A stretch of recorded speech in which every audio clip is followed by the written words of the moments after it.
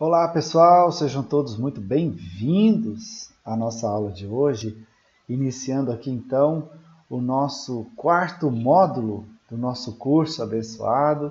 Estamos aqui num formato diferente, você deve ter percebido aí, né?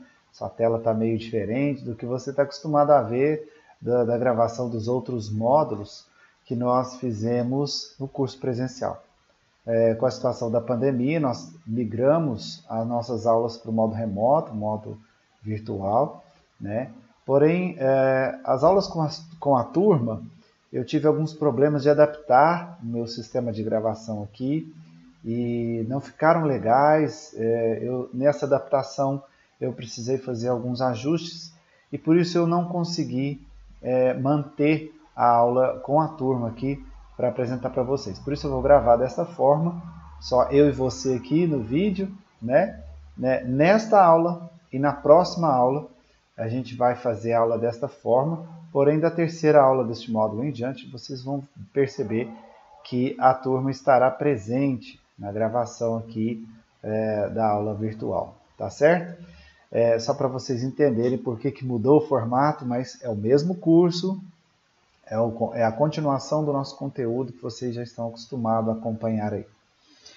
Muito bem, então a gente começa, né, esse quarto módulo, muito interessante, e a gente vai iniciar falando sobre a pneumatografia. É isso aí. Pneumatografia.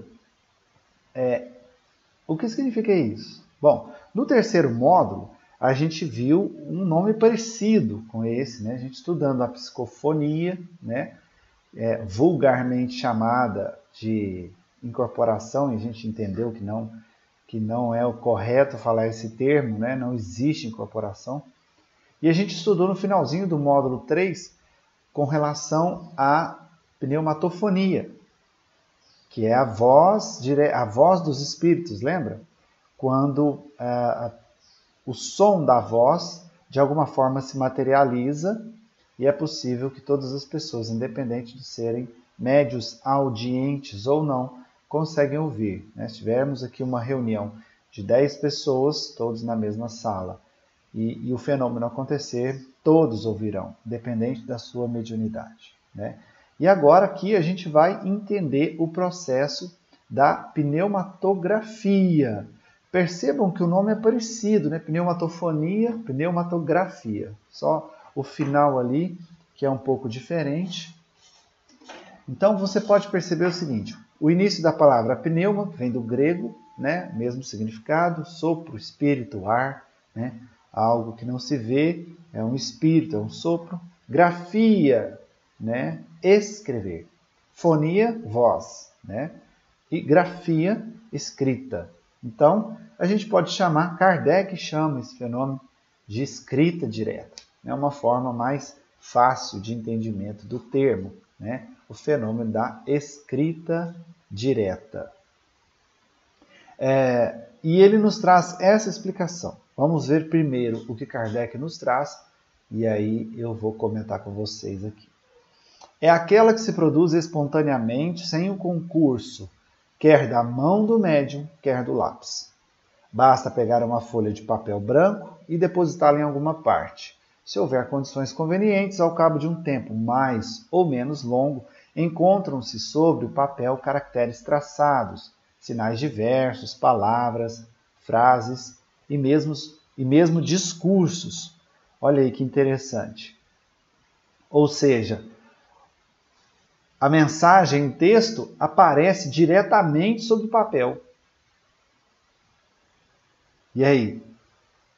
Muito estranho, né? Muito extraordinário esse fenômeno. Porém, esse fenômeno existe.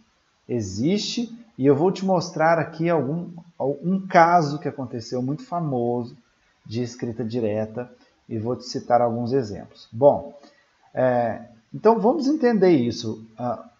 Não precisa do lápis, não precisa do médium. O texto aparece no papel. Simplesmente aparece. Sim, ele se materializa no papel.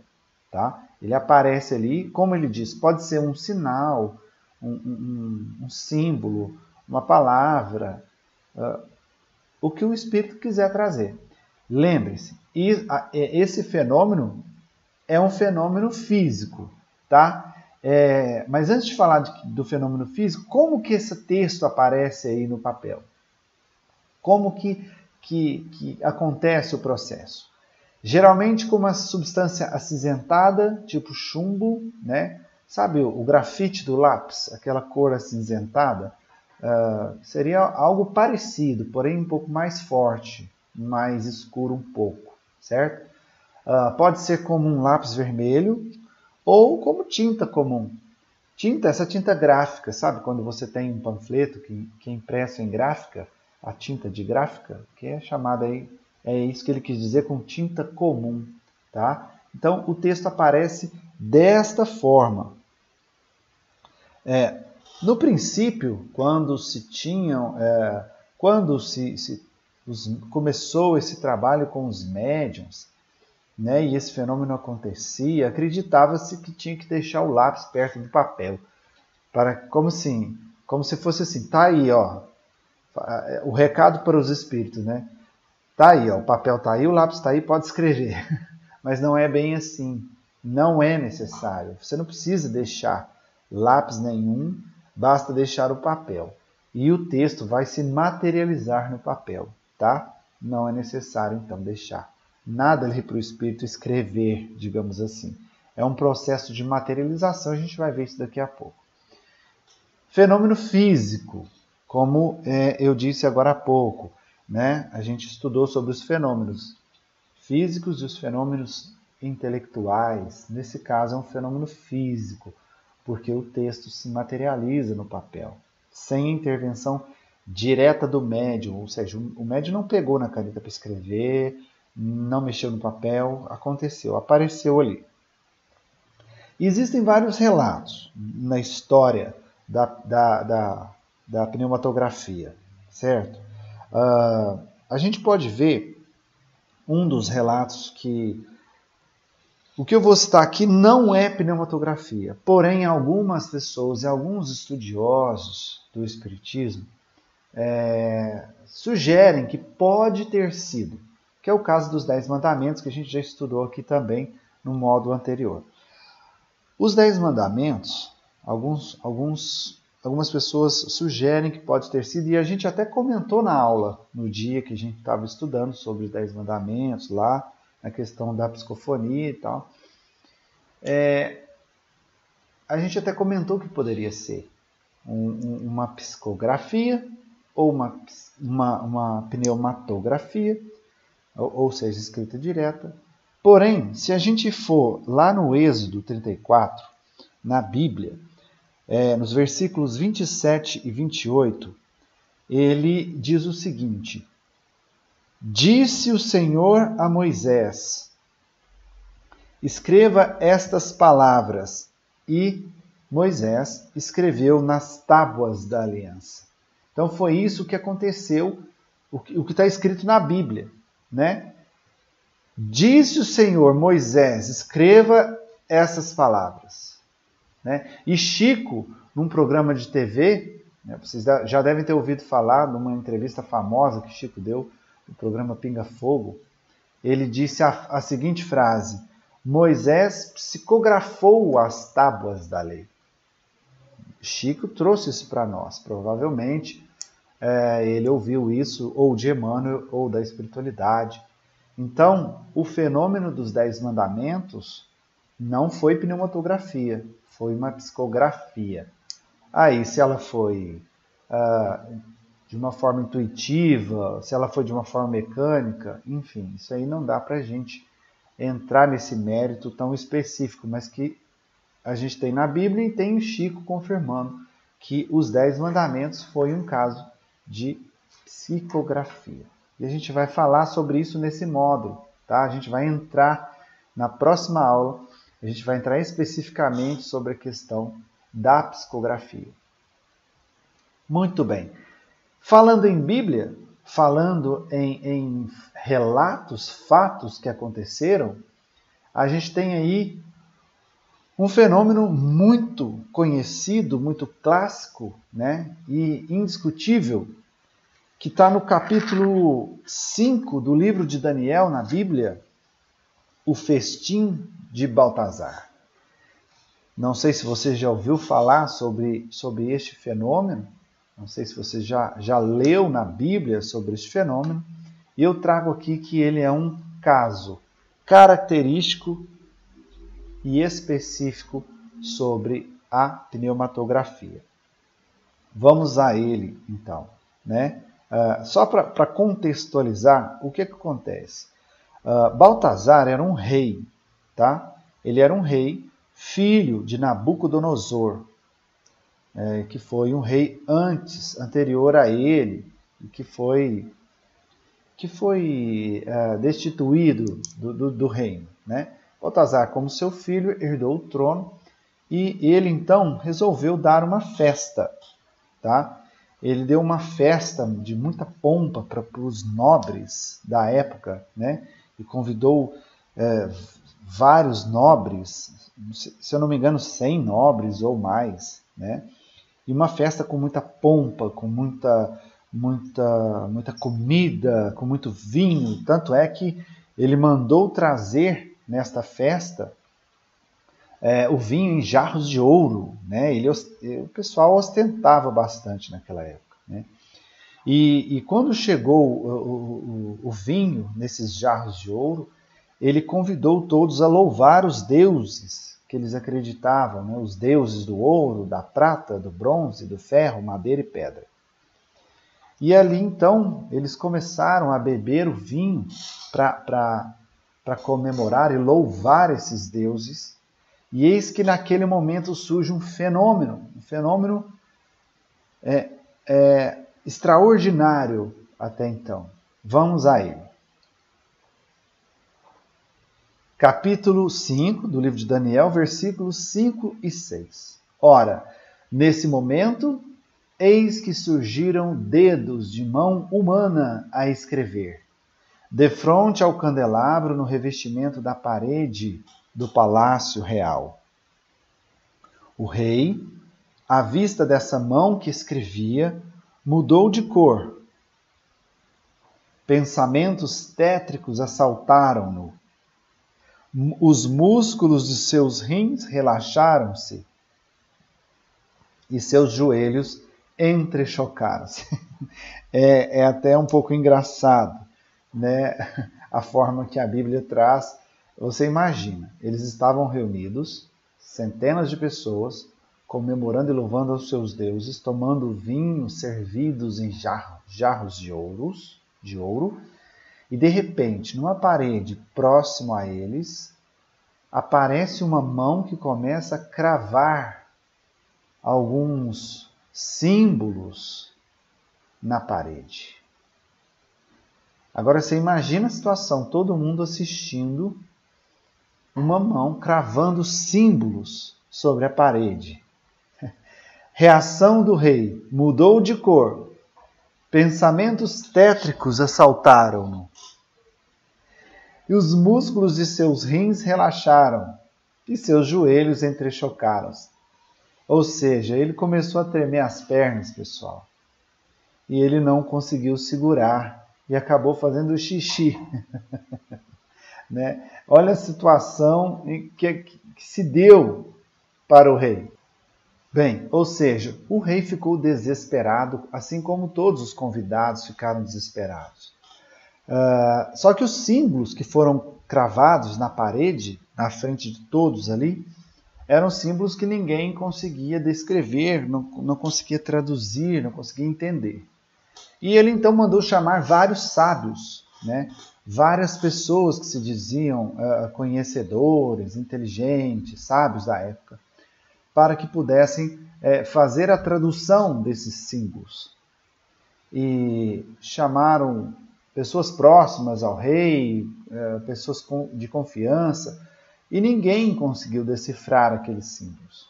Até que então, por sugestão da rainha, da esposa do rei, que conhecia Daniel, que tinha sido uma pessoa de confiança do seu pai, Nabucodonosor, a rainha então sugere ao rei que chame Daniel, considerado ali por por muitos como o possuído pelos deuses, pelos espíritos dos deuses. De tamanha era a sua sabedoria, a sua inteligência.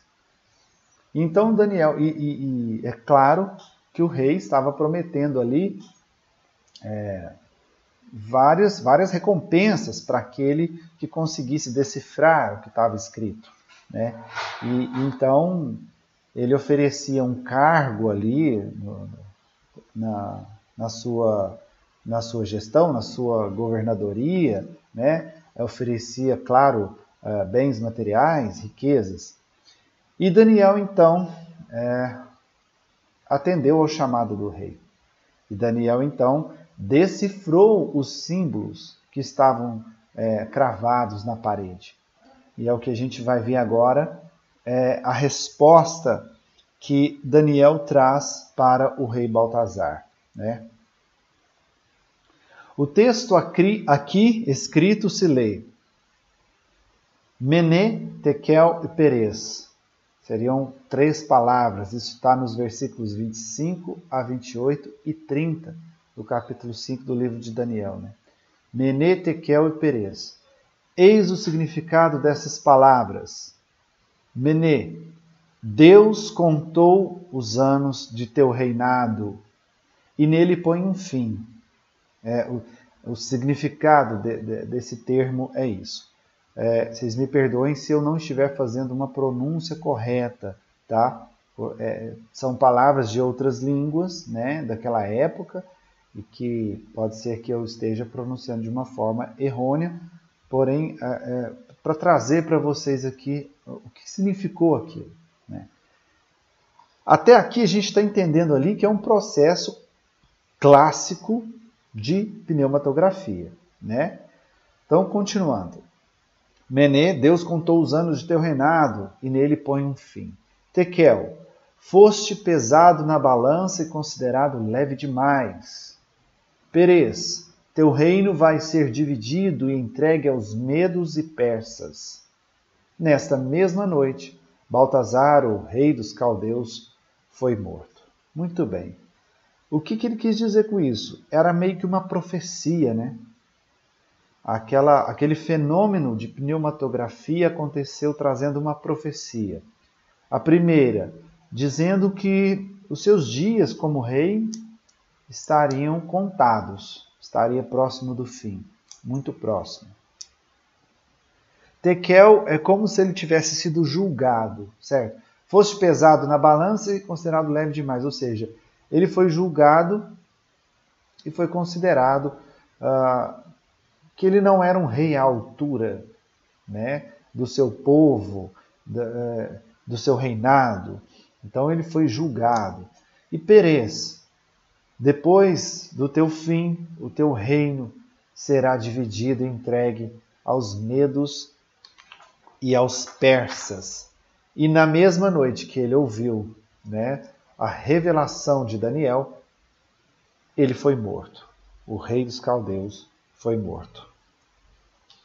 Então, isso traz aqui um fato bíblico, uma passagem bíblica, né, de que realmente esse fenômeno, né, comprovando que esse fenômeno existe, né, que esse fenômeno já aconteceu ao longo da história, e tem outros relatos, e aqui um clássico que está na Bíblia, né, que foi registrado no livro sagrado para a humanidade ver e enxergar que esse fenômeno existe, né? Então, foi um fenômeno registrado da pneumatografia. Bom, vamos entender então como é esse processo da pneumatografia. Como eu disse, a escrita aparece no papel, ela é materializada no papel. Aí, a gente entra na questão da materialização. É um fenômeno físico raríssimo. E a gente entra também nessa questão da materialização, que também é um fenômeno raro, né? Existem algumas casas espíritas, hoje ainda mais raro ainda, né? Existem algumas casas espíritas que ainda fazem sessões de materialização. Tá? E isso é possível. Isso é possível. Tá? Eu não vou entrar muito específico nesse tema. Eu não vou me alongar, me prolongar sobre isso. Porém, eu vou dar uma noção para vocês sobre a possibilidade e como acontece o fenômeno de materialização. A escrita direta é meio que um braço da materialização, é uma decorrência da materialização. E aí a gente vai ver aqui com Kardec o que ele explica sobre a questão da materialização. Veja só, o espírito atua sobre a matéria, tira da matéria cósmica universal os elementos de que necessite para formar a sua vontade objetos que tenham a aparência dos diversos corpos existentes na Terra. Vamos dar uma pausa no texto, vamos entender essa primeira frase, que ela está até em negrito, que ela é muito importante, que ali começa a explicação. O espírito tira da matéria cósmica universal os elementos que necessite para formar a sua vontade os objetos que tenham aparência. Existe uma coisa que, inclusive, a ciência está em busca, a ciência já desconfia da existência desse elemento, dessa matéria elementar, né? Ou seja, algo que a partir dela se formou todo o resto. Um elemento base universal que a partir dele foram se transformando e se criando todos os outros elementos da matéria que existem. Tá? É o que ele chama aí matéria cósmica universal, ou matéria elementar, ou fluido universal. Ou seja, a base de tudo, existe esse elemento que é a base de tudo. A ciência já está investigando e está buscando, através daquela questão lá de quebrar o átomo, enfim, de achar esse elemento, né? Esse elemento fundamental. Então começa a partir daí. Tá? Vamos continuar o texto, depois a gente termina a explicação. Pode igualmente, pela ação da sua vontade, operar na matéria elementar uma transformação íntima, que lhe dá propriedades determinadas. Esta faculdade inerente à natureza do espírito, que muitas vezes a exerce de modo instintivo, quando necessário, sem disso se aperceber. Os objetos que o espírito forma têm existência temporária, subordinada à sua vontade ou a uma necessidade que ele experimenta. Pode fazê-los e desfazê-los livremente. Em certos casos, esses objetos, aos olhos de pessoas vivas, podem apresentar todas as aparências da realidade, isto é, tornarem-se momentaneamente visíveis e até mesmo tangíveis, ou seja, que podem ser tocados. Há formação, porém não criação, uma vez que do nada o espírito nada pode tirar. Isso está no capítulo 8, item 129 do livro dos Médiuns. Pessoal, isso é um processo complexo, muito complexo, mas esse trecho do livro dos Médiuns já nos dá uma visão básica de como é possível acontecer. Então, ele entrou ali na questão da matéria elementar, ou seja, um elemento que a partir dele se formam todos os outros elementos da matéria. A partir desse elemento, o espírito consegue manipulá-lo, muitas vezes de modo instintivo, como vocês podem ver aí. Às vezes ele nem sabe que está manipulando, mas está até instintivamente, fazendo com que, com essa manipulação, ele consiga formar elementos visíveis, objetos, que podem ser até mesmo tangíveis, podem ser tocados. E um detalhe importante, tem uma existência temporária Vocês podem ver aqui, ó, uma existência temporária, ou seja, aquilo pode deixar de existir. Ele vai aparecer e pode ser que com o tempo ele desapareça, tá? Isso é possível acontecer. O caso da pneumatografia é um caso de materialização, tá? Então, o que acontece ali? O espírito manipula essa matéria elementar. Na verdade, o nome que Kardec, que os espíritos trazem para nós com relação ao entendimento dessa matéria elementar, o nome correto seria fluido universal. Que a partir dele se formam todas as coisas da matéria. Formam-se todos os elementos, formam-se os mundos, certo? Por isso ele se chama fluido universal. Existe um capítulo no livro dos médiuns específico sobre, que ele dá uma explicação específica sobre fluido universal, que se chama Teoria das Manifestações Físicas, o capítulo 4 da segunda parte do livro dos médiuns. Se você ler esse trecho, você vai entender de uma forma mais clara. Aqui não é o nosso objetivo agora de entrar tão a fundo no fluido universal. Porém, o que a gente pode entender é que esse fluido universal ele existe no universo, em todos os lugares do universo. E a partir dele formam-se toda a matéria. Inclusive a matéria que o homem ainda não conhece. Nós ainda desconhecemos. Ele é a base de tudo. Então, o espírito, mesmo que sem ter o conhecimento, mesmo sem ele saber que está fazendo, como que ele está fazendo isso, ele consegue manipular esse fluido universal e transformá-lo, modificá-lo, fazendo assim e criando assim objetos similares aos objetos que nós temos aqui no plano físico, tá? Existem casos de materialização de flores, várias coisas. Se você procurar aí e ver, materializa partes do corpo humano, mãos, né?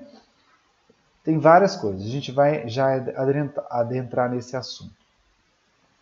Então, essa manipulação que o espírito faz do fluido universal é que consegue materializar, certo? Objetos. E no nosso caso aqui, ele materializa a escrita. Tem um caso no livro dos médiuns, do capítulo 7, no item 116, em que ele conta de uma senhora que estava doente e ela acorda no meio da noite com um senhor sentado na poltrona no quarto dela, olhando para ela. E esse senhor estava fumando, ele chama tabaqueira, né? Naquela época, a forma que eles usavam para fumar. Ele utiliza aquela tabaqueira. E ela acorda assustada e olha para ele e ele dá um sinal para ela não falar nada. Ele simplesmente está ali. Era um espírito. Ela o vê e ele desaparece. Na verdade, era um senhor que estava encarnado, né? Durante o processo de sono, em desdobramento, como a gente já estudou aqui no sonambulismo, animismo, etc. Ele em desdobramento aparece para ela. E ela vê a tabaqueira materializada ali, ele fumando. Ou seja, peraí, o espírito em desdobramento, ok, mas como é que ele vai ter um objeto? Como é que ele vai levar um objeto e aparecer para ela? Por causa desse processo da materialização. Isso explica também quando você tem relatos de médiuns dizendo, estou vendo o espírito aqui, que ele era um soldado medieval, ele tem escudo, espada, está com a vestimenta caracterizada da época, né? O espírito que traz uma muleta, que traz um chapéu, enfim. Como os espíritos trazem roupas, acessórios, objetos? Através dessa questão da materialização, do fluido universal.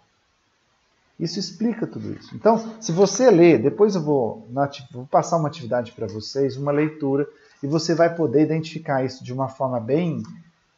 Você vai poder ler todos os detalhes desse caso da tabaqueira, do homem com a tabaqueira. Você vai poder ler na íntegra e conhecer toda a história, né?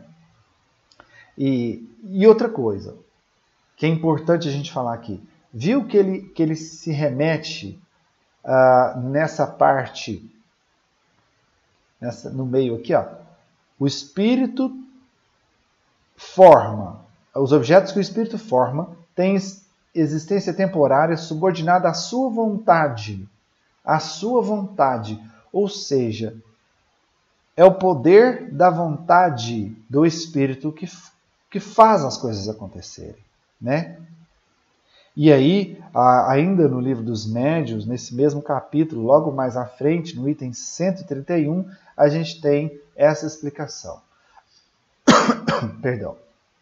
A vontade não é um ser. A vontade não é um ser, uma substância qualquer.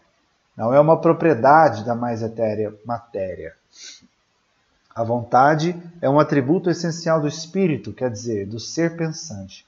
É um atributo do espírito, que está na essência do espírito, é um recurso do espírito.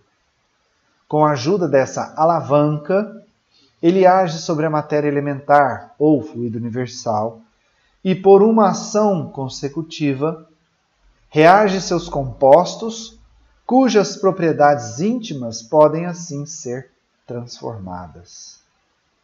Percebe aí que através do poder da vontade, do pensamento do Espírito, que é um recurso do Espírito, ele manipula os compostos, faz uma reação ali entre os compostos no fluido universal, transformando suas propriedades que resulta nessa materialização. Gente, agora imagina lá no festim de Baltazar, que nem era um texto num papel, era um texto cravado na parede. Olha a força desse processo. Volto a repetir que é um processo muito raro. Hoje em dia, mais ainda, tá? Hoje em dia é muito mais raro ainda. A materialização também é rara de acontecer. Alguns anos atrás haviam mais centros espíritas que tinham as sessões de materialização. Hoje, já nem tanto, né? Hoje, muito raríssimos. Por exemplo, aqui em Uberaba, eu sabia de um centro que fazia. Pelo que eu saiba, ele já não faz mais. Então, eu desconheço algum centro que faz sessão de materialização. É um processo complexo, exige muito do médium, exige muito uma concentração de quem estiver participando, né? As pessoas que estiverem ali como assistentes da sessão têm que estar numa concentração impecável, não pode desviar o pensamento nem uma vírgula. Exige a presença de uma grande quantidade de espíritos, né? De espíritos superiores ali, benfeitores, mentores, para realizar o processo. Você pode também conhecer mais sobre a materialização no capítulo 10 do livro Missionários da Luz, de André Luiz. É um capítulo específico sobre a materialização.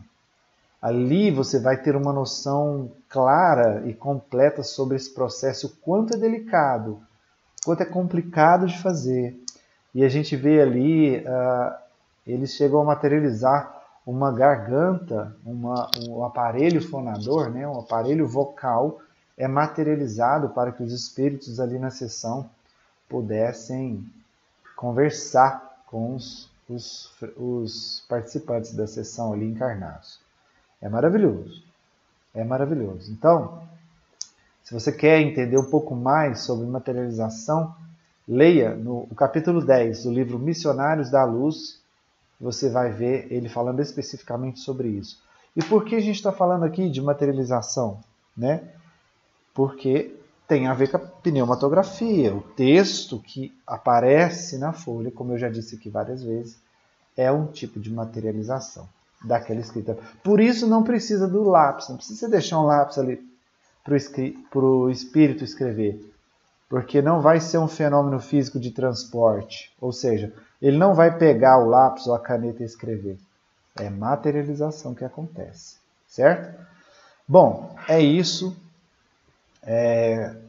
O que eu tinha para trazer dessa nossa primeira aula do módulo 4 é sobre a pneumatografia ou escrita direta, né? Uma forma mais fácil de entender esse fenômeno raro.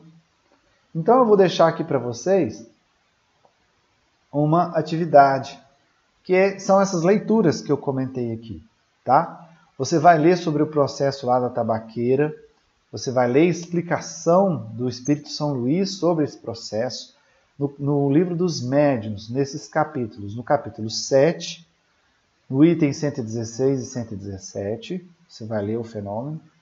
No item 128 do capítulo 8, a explicação de São Luís. E você vai ler sobre a materialização no capítulo 10 do livro Missionários da Luz, de André Luiz. Tá? Se você fizer essas leituras, vai ficar muito mais claro para você todo esse processo que a gente falou aqui hoje, da pneumatografia, que envolve materialização, que envolve fenômeno físico, a gente já falou aqui sobre fenômenos físicos, envolve tudo isso, e essas leituras vão complementar aí o seu processo de aprendizagem, certo? É isso aí, pessoal. No mais, eu agradeço vocês estarem aqui comigo. Qualquer dúvida podem me chamar, eu estou à disposição de vocês. Na próxima aula, a gente vai dar continuidade nesse formato diferente aqui, e a partir da terceira aula deste módulo, vocês já vão ver a turma participando comigo. Um abraço, que vocês fiquem com Deus, que Jesus abençoe cada um de vocês. E aqui fica o meu muito obrigado pela presença de vocês aqui nessa aula virtual. Que Jesus abençoe.